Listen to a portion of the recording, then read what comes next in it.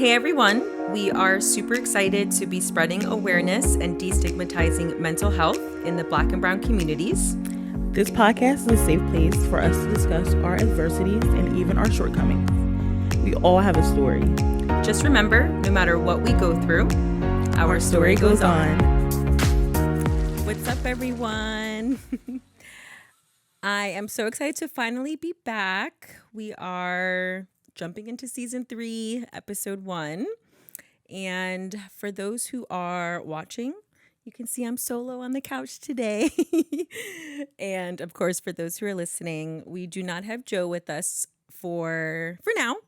She is just kind of handling some things on her own right now and hasn't really been able to fully be here for the podcast. So she will eventually be here, and we just hope the best, but she will be here soon. It's just something that we decided that we were just going to move on with the podcast with just me for right now, so that, we don't lose you guys, lose our listeners and anything like that. So she will be with us, just not right now. So for those who are wondering why I'm all by myself, but no worries. I got Jay with me in the back, so we're good. But yeah, so last time I was here, or we were recording, was all the way back in February. So it has been a few months, and we hope we didn't lose any of you guys. So let me think of what's been going on. So I think the last time I was here, we did talk about me getting a new job, and me and my husband had closed on a home. I think we caught you up on that last time. So it has been a whirlwind of a few months.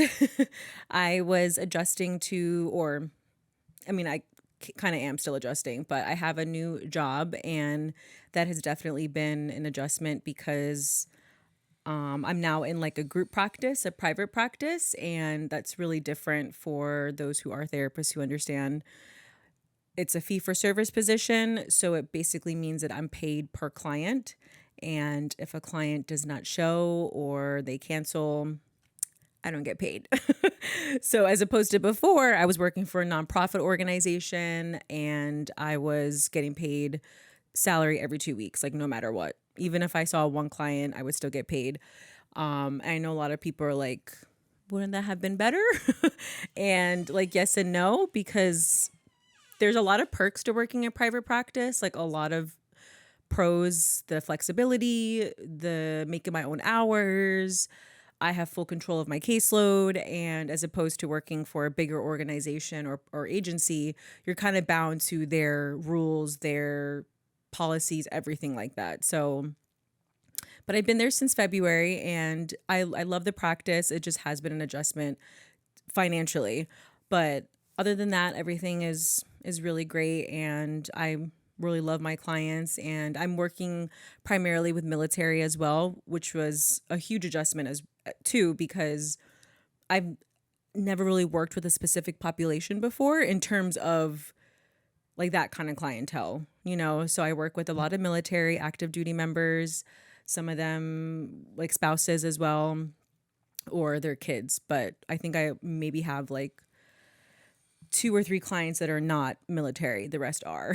So, but it's really amazing to work with that kind of group, because their experiences and what they do, I don't think many people think about it so much. So, unless you're like really in it, or unless you're experiencing it per se.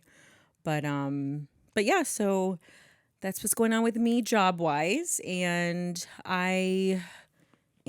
our new house is coming along. So my husband and I closed on our home at the end of January of this year. And so we've been there for probably like 7 months now, 6 months. I can't do math. So it's coming along, and I'm trying my very best to like decorate it and make it very homey as possible. Decorating has never really been my forte, but I am trying my very best with TikTok and Instagram and things like that to try to make the home exactly how we want it and everything too. So yeah, so that's really it. Really nothing else too much going on. It's the summertime, so things always feel a little bit better in the summer.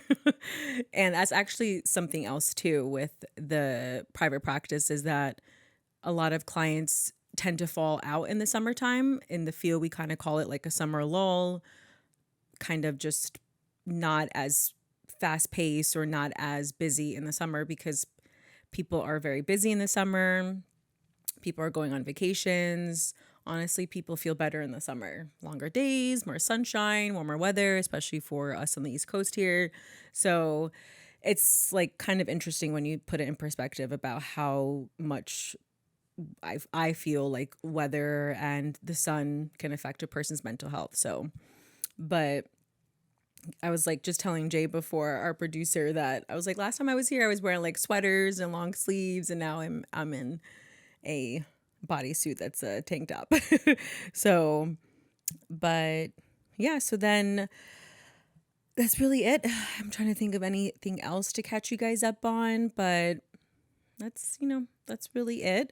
So for today's episode, let's just get right into it. We'll be discussing everything boundaries, from knowing how to set them, discussing why you may struggle with establishing boundaries, and the different types of boundaries as well, especially when it comes to specific relationships that a person has in their life.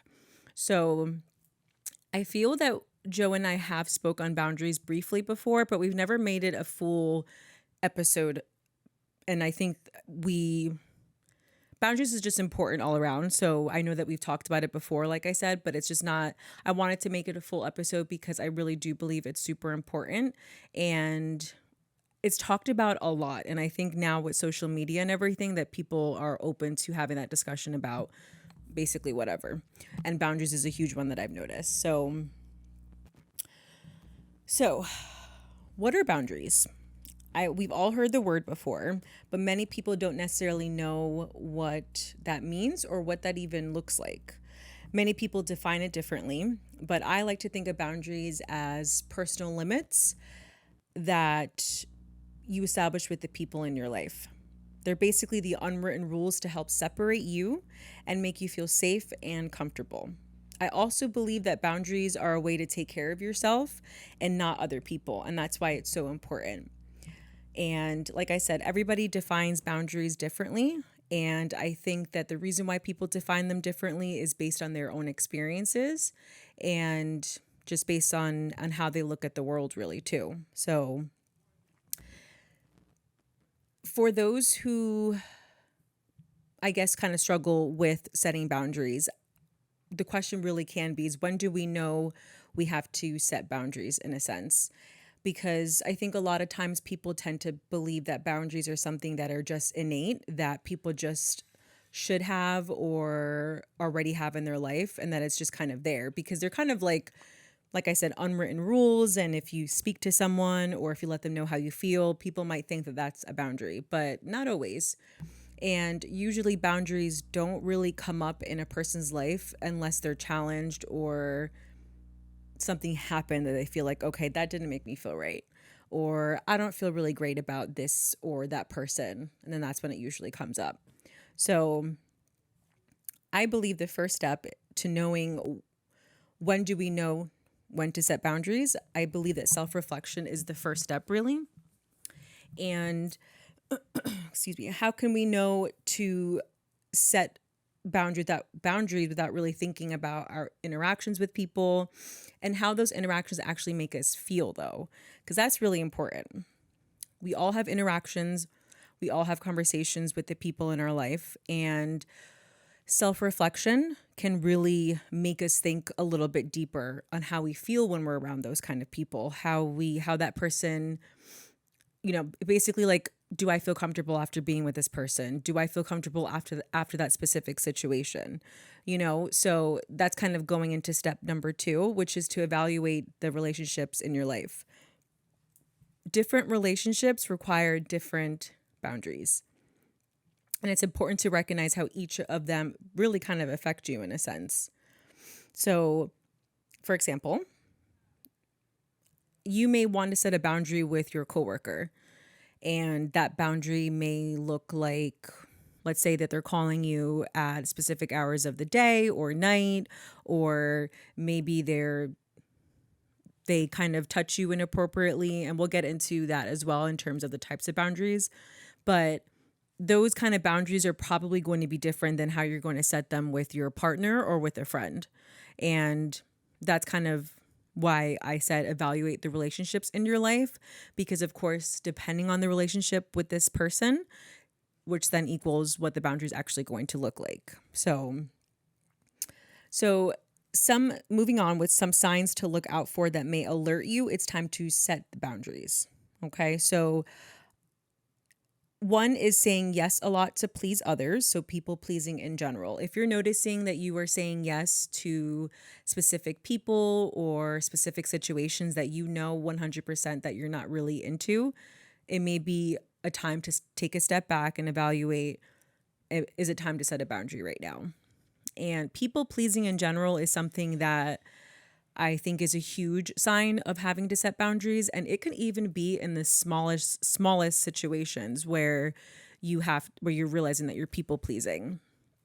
And that could look like, I don't know, if somebody, I always go back to work, but I always feel like this is where people struggle the most when it comes to work because of different reasons, maybe fear of being fired or fear of not being a team player, which I've gotten before at my jobs where it's like, oh, if you don't do this, then you're not a team player. And it's like, no, I just don't feel comfortable doing that. So, but like maybe you say yes a lot at work. If your supervisor or boss asks you to complete a task, maybe you're realizing that you're always saying yes when you know that you have 10 other things to do for maybe somebody else or maybe just for yourself. So, and then on the other hand too, maybe always saying yes to a friend, right? Maybe there's a friend that's always asking you for a ride or maybe asking you for money or maybe asking to hang out when you don't have the capacity to do so. Again, we'll get into the types of boundaries and how all this is going to kind of, play into effect. But another sign that you may struggle with knowing when to set boundaries is when you're not getting your needs met due to fear of conflict or abandonment. And like I said, that could also relate to work. It could relate to a romantic relationship. It could relate to a friendship. A lot of times we're in a situation where we feel like if I don't say yes right now, or if I don't do this one thing that this person's asking me for, it may equal no longer having this friend. It may equal getting fired. It may equal this person feeling like I'm not a good friend. I'm not a good girlfriend. I'm not a good wife, whatever it may be. So that also relates to feeling responsible for how other people feel about you. So if you're experiencing any of those kind of situations or thoughts or feelings, then those are some signs that you may know, okay, I have to kind of take a step back, and I may have to set these boundaries with people too. So self-reflection and evaluating relationships are the two steps to kind of begin setting boundaries when you know that you kind of have to. And that's in self-reflection. I mean, you can do that with yourself, you can, and that's why evaluating your relationships and self-reflection kind of go hand in hand, because in order to self-reflect, you have to think about the people in your life. And you can do this by yourself. I would recommend going to a therapist if you feel like you're kind of stuck. If you feel like usually you're struggling with knowing how to do that, therapy can really help establish that for you. So that's always a good step as well too. I personally feel like I'm a little bit of a people pleaser sometimes. I feel like I have definitely grown a lot in that aspect, but I have noticed sometimes is that I will feel, for me, it's not so much about not how that other person is going to perceive me as, because I've kind of learned that I don't really care as much as like what people think of me as a person as much as I used to. But I think it's because I like have a very caring kind of nature, and I don't say that to be, trying to toot my own horn or anything like that. I guess kind of going back to feeling responsible for people's feelings. And if a person's asking me to do something, I sometimes feel like I kind of have to. And I know that's like where the issue lies. But again, that all comes with like growth, and I'm definitely learning a lot in that sense too, to try to change that a little bit. So, yeah. All right, let's get into types of boundaries. So, I have come across a few people or research that will list a ton of different boundaries, and it kind of ranges because I think, like I said, everybody's different in that sense too. But I'm just going to list the ones that I believe are the most common, and the ones that I've read mostly on as well too. So that goes from physical boundaries, emotional slash mental boundaries, even though those two kind of can be different, but I'm just going to put them in one, and time boundaries. So physical boundaries, let's start there, are the types that set sorry, physical boundaries are the types of boundaries that you set regarding your body, your touch, your personal space, and even what you eat and drink. So some examples of this is to let someone know that you're setting this boundary is, for example, like literally like your personal bubble. Could you please take a step back? You're too close to me right now. Another thing could be regarding your personal space, right? So it's like, hey, if you need to come into my bedroom, please let me know before you do that. If you're going to borrow some of my things, please let me know before you do that. I used to live with a person that would just take my things without asking. And it was like hair products, things that I felt like, hey, I'm spending good money on. And it was kind of like in a sneaky way. It wasn't something that, I don't know if she was like trying to not think that she was doing it, but it just kind of sucked, and it was very temporary. It was a temporary situation in terms of that, but just ask, right? I mean, if you're struggling with maybe buying some things or whatever the situation may be, just ask, because now I'm looking at you kind of weird. Like, why would you go ahead and take my stuff without asking? Because I know you took it. And another one that I believe is super important when it comes to physical boundaries is a statement like, please do not comment on my experience. Please do not comment on my appearance. So this is so important because a lot of people will comment on your appearance without even realizing that it can come across as really disrespectful or rude. So I work with the client, and she's 14 years old, sweet, sweet girl, has been through a lot in her life, and she has complained a few times to me that her father and brother will make comments about her appearance in terms of her needing to lose weight. And it's tough because when you have family members discussing the way that you look, it makes you feel probably insecure, especially at such a young age of 14. But let's be real, this could happen at any age. And it's so important to allow that person, or to tell that person, do not comment on the way I look. Don't tell me anything about my weight. I don't appreciate it. Just saying it like that. Now, a lot easier said than done, of course, because especially when you're talking to a family member, that can be so difficult to express how you feel without feeling like, am I going to get into any kind of trouble? Am I going to come across as being rude? Or are they not going to take me serious? I think that's like the really big one, especially when you're younger, because parents or older siblings will be like, whatever, I know better. Don't tell me what to do. Right. And that's what's so difficult about setting boundaries, because people look at it as like you're being rude, when in reality, you're actually trying to just protect yourself and make yourself feel comfortable, not them. So I also like growing up for myself too, growing up in a Hispanic family, my parents never would comment on my appearance, but I have extended family members that would, and I love them. And like, as I got older, like I, realized that sometimes it was just something that I think is just within the culture, to be quite honest, to comment on certain things. Now, I still have family members that will hear talk about like other people's appearance and stuff. And you have to be careful with that, right? Because the more that you do that when you're younger, that person's going to learn or think that that's okay to talk about other people's appearance, maybe gossip about it or something. Excuse me. So it's just like so important to set that boundary.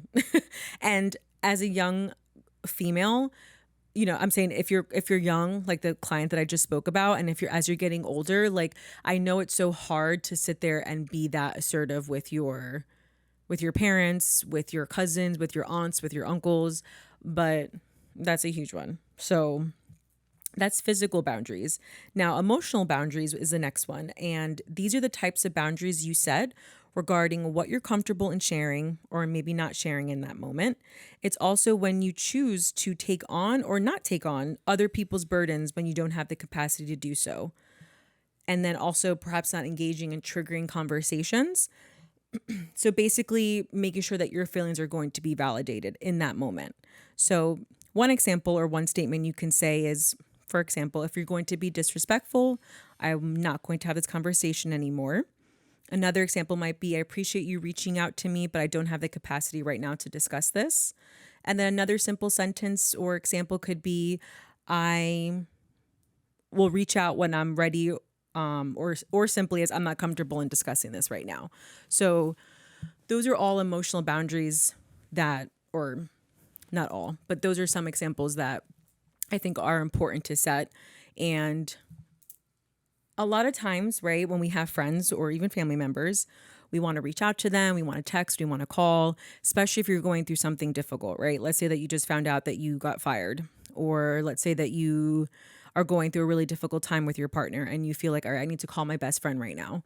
I need to call my cousin right now. I need to call my sister, my brother. And you just call them. You call them and then you just start like going off, and maybe you're just going at a million miles an hour and then not even realizing that the other person on the other line may also be dealing with their own stuff, may have just wanted to relax today, and not want to take on another person's burden. So that's where that boundary comes in. You can let them know. And I know this is going to come across as being rude. And that's why it's so difficult to set boundaries. And that's why I think people, like I said before, have difficulty, because they're going to think I'm coming across as being mean. I'm coming across as not being there for my friend or my family member. And it's just, so the steps would be is that like, hey, sure, because especially if you haven't set that boundary with them, I wouldn't recommend just set it right then and there while they're about to cry to you on the phone, but maybe afterwards you can let them know, hey, I hope you're okay. I really appreciate you reaching out for me, for your support. But if you don't mind, next time, just let me know if you want to go ahead and vent to me before, or let me know that you're going to do that next time. And then that way you can establish that with them. So that way they know, hey, like, let me text or reach out to her and see if she's able to do this or not too, So, and as a therapist, obviously it's my job to hold other people's burdens. It's my job to hear people out. That's what I'm here for. And that's what I love doing. I love being able to sit there and be that person of support for my clients. And that's why I think sometimes it is hard for me socially to be around or to hear other people, my friends' issues sometimes. And my friends will come to me for whatever that they need, but I always find it to be so appreciative when they do ask me before, like, hey, do you have some time to talk right now? Hey, can I vent to you? And then I'll let them know. And most of the time I'm like, yeah, sure. What's going on? I just think it's the respect aspect of like, hey, do you have the time right now to hear me out? Are you willing to listen to this right now? Because I have a lot to talk about. But I think for me, it's because I do hear people Monday through Friday. And like when I'm driving home from work, I'm mostly in silence. Like I will listen to music every now and then, maybe a podcast, but because if my day was long, I just want to sit in silence. I want to listen to my own thoughts because I've heard everybody else's throughout the day. So that's emotional boundary, just basically making sure that you're establishing that with the person and letting them know if you have the capacity to take on whatever it is that the other person may need at that time. So the next one is time boundaries. And those are the types of boundaries for yourself regarding how you spend your time, how you prioritize your time, what your time is worth, et cetera, et cetera. So for example, it's kind of similar to the emotional one. And it says an example could be, I'll call you in 1 hour when I'm done with work, or even at work, right? Letting your boss or supervisor know not to call you after hours, or maybe even letting them know when you're maybe overwhelmed with a lot of tasks, And like what I mentioned at the beginning of the episode, the difference between working at like a nonprofit agency and then in group practice, like where I'm at right now. I'm in full control of my caseload. I'm in full control of my hours. I'm in full control of how many people I take on, like I just said with my caseload. Like nonprofit agencies don't like, no, you're taking on this many clients. It doesn't matter. I mean, where I used to work, it was they were very open with like trying not to burn therapists out, but there's a really big reason why the turnover rate in the mental health field is so freaking high, because we don't get paid enough, and in examples like that, like we're overworked, and so I know easier said than done than to tell your boss, I can't really do this. But at the end of the day, it's important to at least express it in a way that you are not being like disrespectful. Like you are coming from a place of like, hey, I have to do 15 of these things in one day, and now you're asking me to take on 10 more, and I'm just not able to do that. I feel burnt out. Is there any way that maybe you can help me out here? How can I be able to contribute the best way that I can while also not feeling like I'm getting burnt out? And hopefully a supervisor or a boss will be able to, okay, let's work through this. Let's see what could happen. And now I know, like I said, it's not every boss is going to be like that. And it's a shame that not every boss is like that. But you kind of have to find a way, because you don't want to burn out. You don't want that to be a thing for you, because then you're just going to grow really frustrated. So now when a person sets boundaries on, when you set a boundary with people in your life, it establishes what behavior you will accept from other people.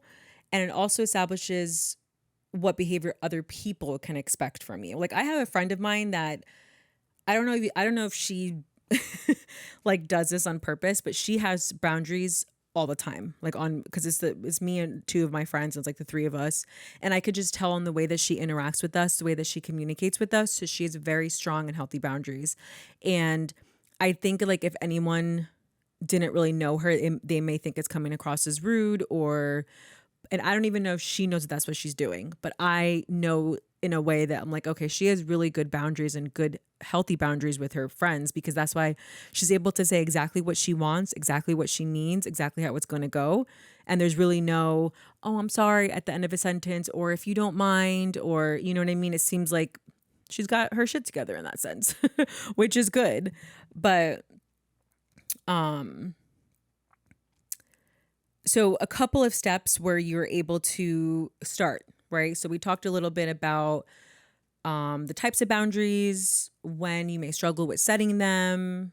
I just talked a little bit about what healthy boundaries, how it could help you positively. So a few ways that you can start is just being assertive. So being assertive in your wants and needs with the person. Communicate when you start to feel uncomfortable.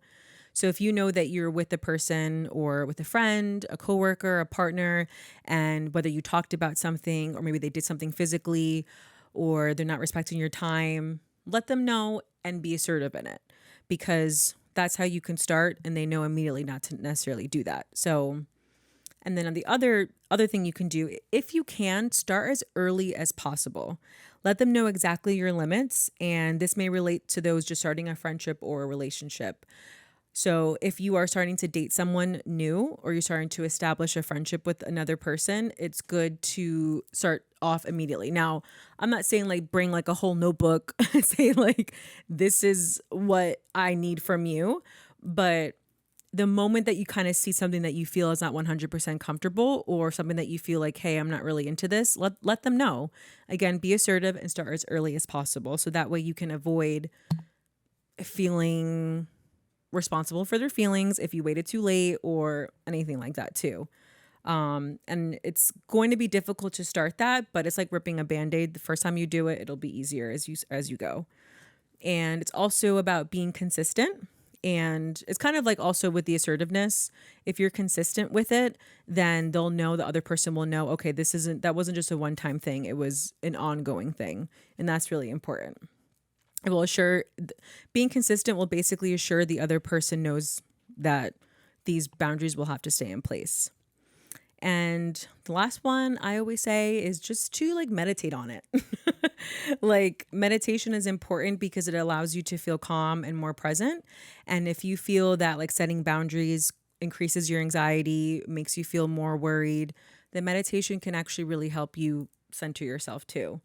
Because those who do experience anxiety will have a much more difficult time setting boundaries because they're overthinking, they have racing thoughts, and they don't want to feel like, they're they again, it's just being responsible for people's feelings and stuff. So yeah. So those are all boundaries. And again, I think a lot of times people just have difficulty with them because they don't start early enough, and they again feel responsible for other people's feelings, and that's just not fair on yourself. You have to think about it as this is something to make me feel comfortable, and you're not in control of how other people are going to view that. That's their problem, not yours. All right. So that will be it for today. I am so excited to be back with you guys, and I hope you guys are feeling, some peace and all of that. So we'll see you for next episode. Thank you.